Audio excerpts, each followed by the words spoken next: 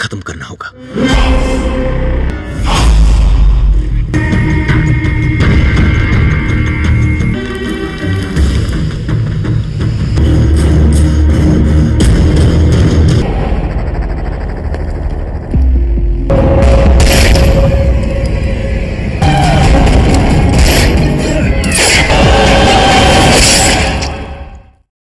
Assalamualaikum sahabat, sehat selalu ya dimanapun berada. Semoga Tuhan Yang Maha Esa senantiasa memberikan kebahagiaan dan kelimpahan rezeki untuk sahabat semua. Salam TTV kembali menemani sahabat semua nih, kali ini dengan film berjudul Rakta Carita. Film ini menceritakan serangkaian kejadian balas dendam yang menimbulkan banyak korban. Sampai kapan rantai balas dendam ini akan terus memakan korban? Mari kita simak ceritanya berikut ini. Klik dulu tombol like, comment, share, dan subscribe-nya ya. Kalau sudah, mari kita simak berikut ini ceritanya.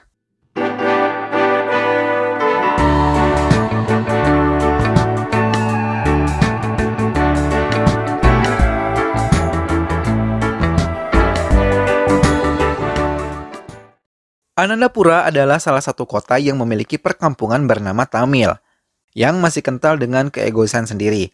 Demi memperkaya diri sendiri mampu membunuh satu sama lain tanpa memedulikan kasta maupun agama. Tamil disebut juga perkampungan berdarah. Melebihi kisah ketamakan Mahabharata. Negara India walaupun sudah berdemokrasi namun ada beberapa pihak yang bermain curang di dalamnya. Verbrata adalah politikus yang lebih dekat dengan rakyat, mendapatkan banyak suara di partainya. Membuat Nagamani, saudaranya dari kasta yang sama, cemburu dan berencana memecah belahkan Verbrata dan Narasimhamurti. Nagamani mulai menghasut Narasimhamurti. Dia mengatakan bahwa Verbrata hanya mementingkan diri sendiri, memperkaya kastanya sendiri dan keluarganya sendiri. Narasimhamurti terpengaruh dengan hasutan Nagamani. Narasimhamurti menyerahkan semuanya kepada Nagamani untuk membereskan Verbrata. Nagamani mulai menculik orang kepercayaan Verbrata yang bernama Mare dan mengancamnya akan membunuhnya serta menghabisi seluruh keluarganya apabila Mare tidak memihak kepada Narasimhamurti dan Mare akan dijanjikan menjadi pemimpin ketika Verbrata telah tiada. Mare akhirnya terhasut dan ketakutan untuk menjalankan rencana yang dirancang oleh Nagamani. Nagamani memerintahkan Mare untuk membunuh Verbrata juga anak laki-lakinya yang bernama Shakaravi. Di perjalanan pulang ke desanya, bis yang ditumpangi Verbrata dihadang oleh anak buah Nagami yang bersenjata api lengkap. Mereka mengancam apabila Verbrata tidak menyerahkan diri, maka bus itu akan dibom dan 40 orang penumpang di bus akan terbunuh. Akhirnya Verbrata keluar dari bus menantang 8 orang bersenjata api di luar bus tersebut. Verbrata terkejut melihat salah satu dari mereka adalah Mare, orang kepercayaannya. Mare berteriak memfitnah Verbrata di hadapan seluruh penumpang bus. Penumpang bus terkejut dengan apa yang dikatakan oleh Mare. Verbrata bukan takut tapi malah menantang Mare untuk cepat menembaknya bila dia melakukan semua fitnah yang diucapkan oleh Mare. Ada keraguan di hati Mare, tapi anak buah Nagamani terus mempengaruhi Mare untuk menembak Verbrata. Di tengah keraguannya, tiba-tiba salah satu anak buah Nagamani sudah menembak ke perut kanan Verbrata. Di tempat lain, Shakaravi anak Verbrata pun dibunuh dengan keji. Polisi tidak bisa berbuat banyak karena sudah di bawah pengaruh Nagamani. Shakar Pratap yang merupakan anak laki-laki Verbrata datang mendapat berita kematian kakak laki-lakinya. Di kantor polisi, Pratap tidak mendapat perlakuan baik dari polisi yang bertugas di sana. Tanpa bisa mengendalikan emosi, Pratap memukul kepala polisi di kantor tersebut. Kemudian secara tiba-tiba orang-orang bersenjata api datang membantu Pratap dan kakak iparnya keluar dari kantor polisi. Kekacauan terjadi di kantor polisi itu. Semua polisi tewas karena serangan dari orang-orang bersenjata api tersebut yang membabi buta. Orang-orang tersebut membawa Pratap dan kakak iparnya menjauh masuk ke hutan. Ternyata orang-orang tersebut adalah anak buah ayahnya Verbrata. Di hutan mereka menyusun rencana membalas dendam kepada semua orang yang terlibat dalam pembunuhan ayahnya, siapapun itu. Penyerangan dimulai. Kediaman Narasimurti pun dikepung oleh orang-orang bersenjata api. Mereka menembak ke segala arah, memporak-porandakan semua isi rumahnya. Pratap dengan satu tembakan berhasil mengenai tubuh Narasimurti. Istri Narasimurti berlari tapi tak berani mendekatinya karena Pratap dengan mata merahnya masih memegang senjata tajam. Sebuah arit tajam berkilau akhirnya diayunkan tepat di leher Narasimurti. Istrinya menjerit, menangis, meraung di atas tubuh Narasimurti. Pembantaian terus dijalani Pratap. Mari yang merupakan orang kepercayaan ayahnya pun menjadi korban selanjutnya. Mari tewas mengenaskan di tangan Pratap sendiri. Di tangan dinginnya Pratap membunuh Mari yang sudah tidak berdaya. Orang-orang yang melihat kejadian itu hanya bisa diam. Mereka takut akan menjadi korban berikutnya kalau membantu Mari. Pratap benar-benar menjalankan aksi balas dendamnya. Dengan tangannya sendiri, dia menghabisi orang-orang yang sudah menghabisi keluarganya. Pratap menjadi pria bertangan dingin tanpa ampun, menjadi malaikat maut untuk musuh-musuhnya. Kali ini di kediaman Nagamani, orang-orang Pratap menyamar menggunakan pakaian polisi masuk ke rumah Nagamani, mengurangi kecurigaan petugas-petugas di rumah itu. Tanpa banyak bicara, Pratap langsung menghujani tubuh Nagamani dengan peluru. Begitupun anak buahnya Nagamani. Mereka semua dibunuh dengan keji tanpa tersisa satu orang pun di rumah itu. Hanya tersisa bau anyir darah dari tubuh-tubuh tersebut. Di tempat persembunyiannya, Pratap menyusun rencana lain. Dia dan anak buahnya tidak akan berhasil membalaskan dendam kepada orang-orang yang telah mengkhianati ayahnya dengan kekuatan kecil seperti sekarang. Maka Pratap berencana untuk membangun kekuatan dari politik. Menjadi orang nomor satu di negara tersebut akan membentuk Pratap menjadi orang yang kuat. Bisa menghabisi semua musuhnya tanpa terkecuali, tanpa ampun. Maka Pratap mendekati si Rajaf sebagai kepala partai politik yang maju di pemilihan kali ini. Akhirnya Pratap bergabung dengan si Rajaf, memperkuat partai si Rajaf dan memperkuat kelompok Pratap sendiri. Pratap yang sibuk dengan acara-acara partai maka menyerahkan urusan balas dendam kepada anak buah kepercayaannya dan mereka melakukan tekanan. Apabila tidak mengikuti partai si Rajaf dan Pratap, mereka akan mati dibunuh. Banyak nyawa melayang karena menentang Pratap. Tapi pada akhirnya partai si Rajaf dan Pratap menang, berhasil menduduki pemerintahan dan mendapatkan kekuatan baru yang penuh dari rakyat. Shivaji की पार्टी के साथ बहुत जोर से जीता। रागी संगठी और नाटकोड़ी पुलिस यहाँ शहर बसा।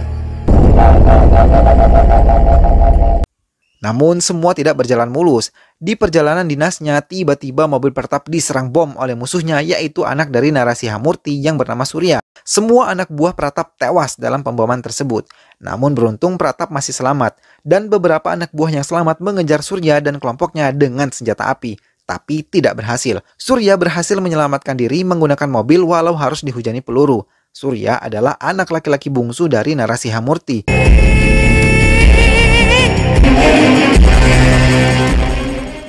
Setelah kegagalannya ini, dia menyusun kembali rencananya untuk membunuh Pratap. Pratap menyelidiki siapa yang berani menyerang kelompoknya tadi dan mengetahui bahwa Suryalah pelakunya.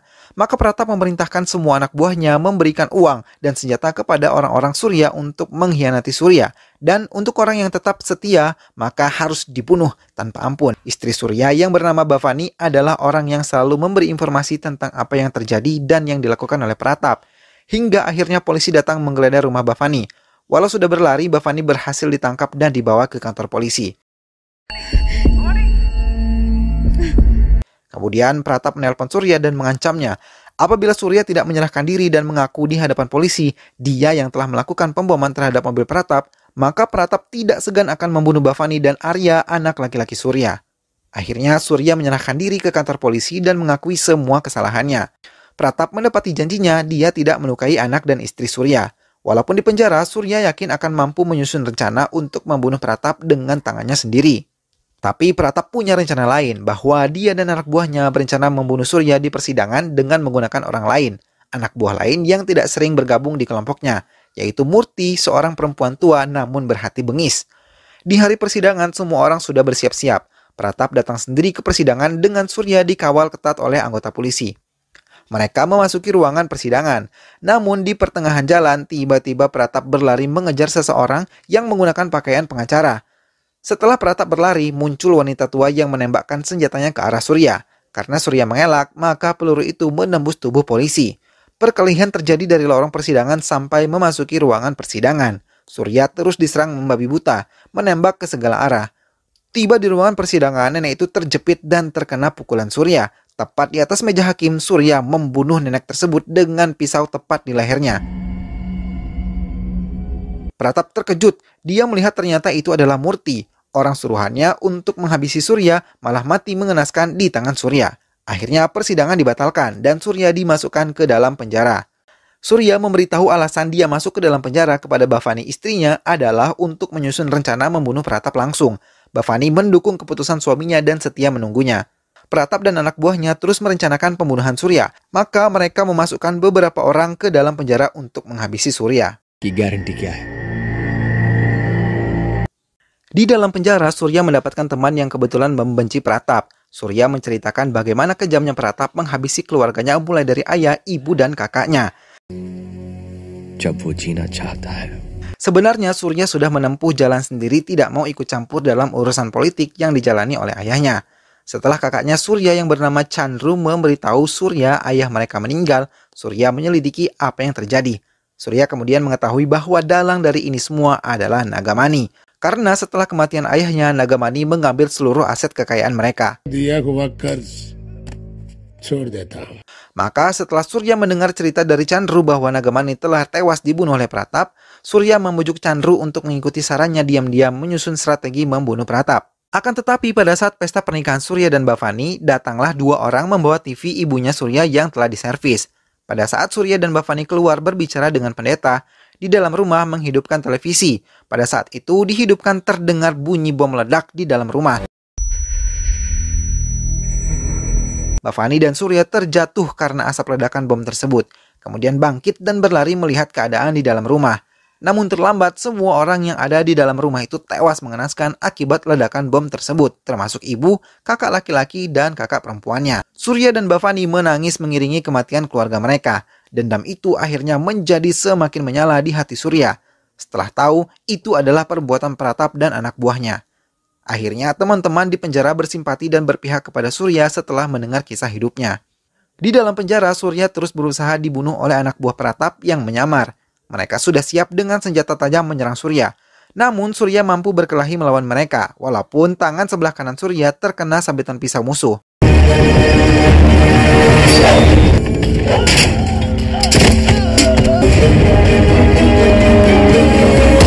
Polisi datang dan membawa Surya untuk pindah sel agar lebih aman. Sekarang Surya ditempatkan di sel yang terpisah akibat kejadian tersebut.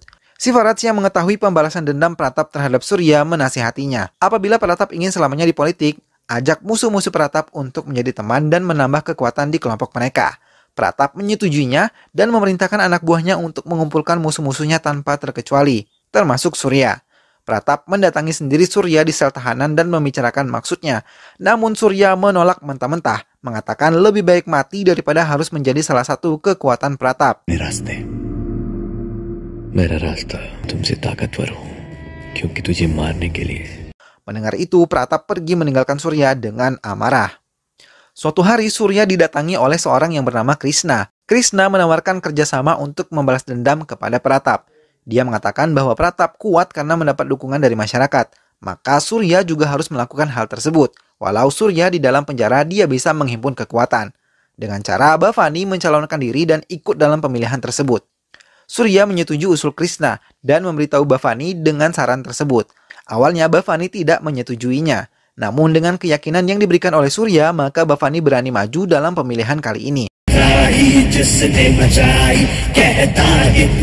Berita ini pun sampai ke telinga Pratap. Mereka hanya tertawa mengejek dan berpikir Bhavani tidak akan menang melawannya. Namun dugaan mereka salah.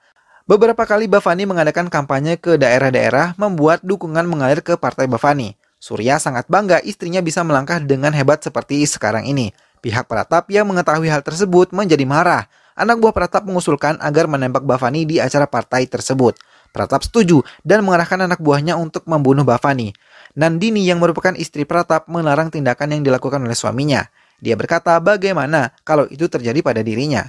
Nandini berkata kalau Pratap telah banyak dicuci otaknya oleh anak buahnya sendiri dan sudah melangkah terlalu jauh. Akhirnya pertengkaran terjadi karena Pratap tetap meneruskan rencananya. Di lapangan tempat terjadi kampanye Bhavani, anak buah Pratap sudah siap di posisi masing-masing. Umapati yang bertugas menembak Bhavani sudah siap di mobil truk kecil dan mengarahkan senjatanya tepat ke arah Bhavani. Namun tanpa diduga, Pratap berubah pikiran. Kata-kata istrinya terngiang kembali. Dia menelpon anak buahnya untuk menghentikan pembunuhan itu. Namun terlambat, sebelum salah satu dari mereka menghentikan Umapati, Umapati telah dibunuh oleh anak buah Krishna. Pratap yang mendengarnya merasa kecewa dan memeluk Nandini yang sudah berada di depannya. Nandini berkata jangan balas dendam lagi, karena akan memperkeruh keadaan. Jika pemilihan ini selesai dan Pratap kalah, maka mereka akan pergi menjauh. memulai semua dari awal. Pratap pun menyetujuinya. Di sel tahanan Surya, Krishna mengucapkan terima kasih karena Surya telah berhasil membentuk kekuatan walaupun di dalam penjara. Surya bangga dan senang serta merencanakan pembunuhan terhadap Pratap di acara Partai Pratap. Surya merencanakan dirinya akan menyamar menjadi penjaga pribadi Pratap karena tidak akan dituntut Pratap tewas oleh penjaga pribadinya. Mereka pun setuju. बाहर से होने वाले एक सीधे हमले को रोकने के लिए मर्जी से मारेंगे. Di hari yang telah ditentukan, Pratap datang dengan istrinya. Pengawalan ketat terjadi di acara tersebut. Surya diam-diam menyelinap di antara penjaga pribadinya Pratap. Pada saat Pratap selesai memberi sambutannya, saat melangkah pergi, Pratap tanpa sengaja melintas di depan Surya yang telah siap dengan tembakan di depan perutnya. Tanpa ampun, Surya menghujani Pratap dengan banyak peluru. Pekik jeritan terhambur bercampur dengan kekacauan yang diciptakan. Anak buah Surya melemparkan gas air mata hingga mempermudah Surya untuk melarikan diri. Nandini yang mendengar suara tembakan berlari mendekati tubuh suaminya, menjerit, menangis, memeluk tubuh tak bernyawa itu. Akhirnya Pratap mati di tangan Surya. Di dalam mobil menuju penjara, air mata bahagia mengalir dari kedua kelopak mata Surya. Lintasan peristiwa pembunuhan yang dilakukan oleh Pratap terlintas di benaknya. Tuntas sudah dendam ini, bisik Surya dan kembali ke sel tahanannya. Surya menjalani hukumannya. Setelah melepaskan dendamnya kepada Pratap, dia berharap tidak akan ada lagi kisah seperti dia dan Pratap karena dendam. Dendam tidak akan pernah menyelesaikan masalah, justru ia akan semakin menambah masalah menjadi lebih banyak lagi. Dan film pun selesai. Sahabat, demikianlah kisah panjang saling balas dendam yang diceritakan di film ini. Kita jangan sampai dendam-dendaman ya, saling menghargai dan menghormati aja biar lebih damai, ya kan? Terima kasih ya sahabat sudah setia menyaksikan video ini sampai akhir. Sampai ketemu di video-video selanjutnya. Terima kasih. Wassalamualaikum.